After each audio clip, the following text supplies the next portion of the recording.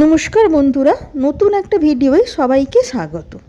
ডাল ফ্রাই খুব সহজে ঘরেতেই তৈরি করে নিতে পারবে দারুণ টেস্টি এই রেসিপিটা। প্রথমে 3 রকম ডালকে নিলাম, মুগের ডাল, মুসুর ডাল আর অড়হর ডাল। 3টে ডালই সম পরিমাণে নিতে হবে। ডালটাকে ভালো করে ধুয়ে নিয়ে আধ ঘন্টা থেকে 40 মিনিট ভিজিয়ে রেখে দেব। আধ ঘন্টা বাদে এবার রান্নাটা শুরু করছি।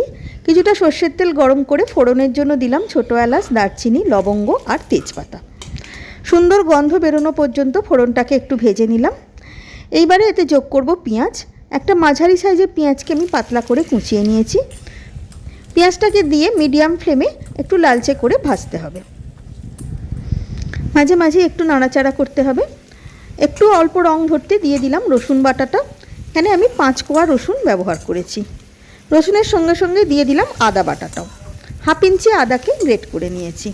এবার আদা, রসুন এবং পেঁয়াজ তিনটেকেই একটু সময় ধরে ভাজবো। এতে আদা রসুনের কাঁচা গন্ধটাও চলে যাবে আর পেঁয়াজটাও একটু লালচে হয়ে যাবে। কিছুটা সময় ভাজার পর এবারে দেব টমেটোটা।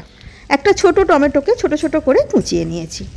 টমেটোটাকে দিয়েও একটু সময় ভাজবো যাতে টমেটোর কাঁচা গন্ধটা চলে যায়।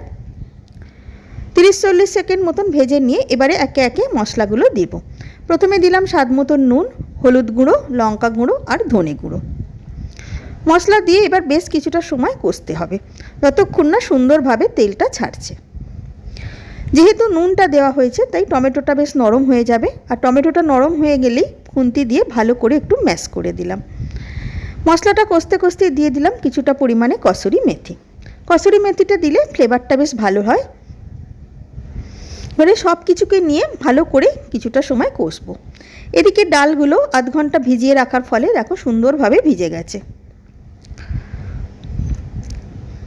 মশলাটা থেকে তেল ছাড়তে শুরু করে দিয়েছে। দেখো বেশ ভালো রকম তেল ছেড়ে দিয়েছে, তার মানে মশলাটা কষা হয়ে গেছে। এই স্টেজে এসে ডালটাকে দিয়ে দিলাম। জলটাকে ছেঁকে নিয়ে ভালো করে ডালটাকে মিশিয়ে দিলাম। এবার ডালটাকে দিয়েও কিছুটা সময় কষবো। এই 1.5 থেকে 2 মিনিট মতন কষলেই হবে। এতে মশলার সঙ্গে ডালটা বেশ ভালো করে মিশে যাবে আর ডালের যে একটা কাঁচা গন্ধ থাকে সেটাও কেটে যাবে। ডাল ফ্রাইয়ের টেস্টটা ভালো হবে। 1-1.5 মিনিট কষার পর দিয়ে দিলাম জল। ঈষৎ উষ্ণ জল দিলাম। জলের পরিমাণটা আন্দাজ করে দেবে, কেন এই ডালটা খুব একটা পাতলা হয় না, সেই আন্দাজেই জলটা দিতে হবে। পরে যদি প্রয়োজন হয় আর একটু জল মেশালেও যাবে। এবার ঢাকা দিয়ে 10 থেকে 12 মিনিট লো ফ্লেমে রান্না করে নেব, যাতে ডালটা সুন্দরভাবে সেদ্ধ হয়ে যায়। মাঝে একবার ঢাকাটা খুলে দেখে নেব ডালটা কতটা সেদ্ধ হলো।